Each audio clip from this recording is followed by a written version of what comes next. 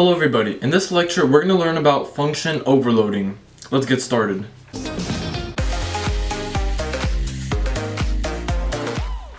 So what is function overloading? Well, let me just show you. Alright, so now let's try calling the function, okay, and see what happens. So nothing's going to happen, there's no sort of error that's going to happen. As you can see, no error. So what is happening when we call this one? Which function is it calling? This one or this one? Well, it's calling this one. Okay, so we can do it just by doing cout first, and this one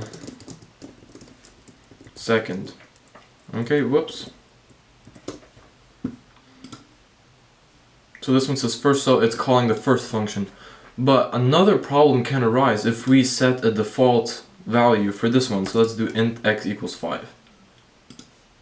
Now we get problems, okay? Because when we call the function, it doesn't know which one to pick, this one or this one, because they're identical. We can call this one, or we can call this one because it has a already default argument, okay? So how can we avoid this problem is by doing another data type. So we can't use an int anymore. Let's use a float. X, we can have it, x, both of these, perfectly fine. And x equals 10, okay? And this will still give us an error because it doesn't know which one to pick.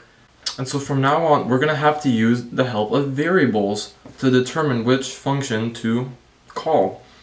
So if we go ahead and declare two variables like int x equals 5, and float y equals 3, okay? And if we print number x, okay, what's gonna happen?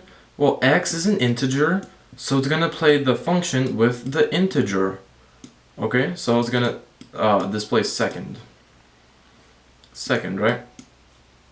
And if we put y is a float, right? And so it's gonna display this function first, right? This function. So this is pretty interesting. I highly recommend for you to just play around with this and see the boundaries, see if you can find anything new. But that's pretty much it for this. What have we learned? You need, if you want to declare it's perfectly possible to declare a function with the same name, as long as you have what? Different parameters, okay? The name of the variable in the parameters, or it can be the same thing, x and x, but make sure it has different data types, right? Float, int, double, string, whatever, okay? Let's look at another instance. Okay, but let's say, for example, we need a different return type, okay? So this does not, let's just make these both integers, right? Both int x's, right?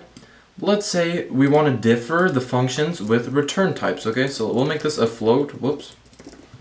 And we'll make this an integer, okay? These are two different functions, right? Because they have different return types. Let's find out. It's not possible. So you can't differ a function from return types. It's all about the parameters, okay? So again, if you want to name two functions with the same name, right? Make sure they differ in parameters, right? And return type does not matter, okay? You can have the same return type. Let's make this an int, for example, okay? And we'll differ it, return types, and perfectly fine, okay? So I hope you learned something new in this lecture, and I'll see you guys in the next video.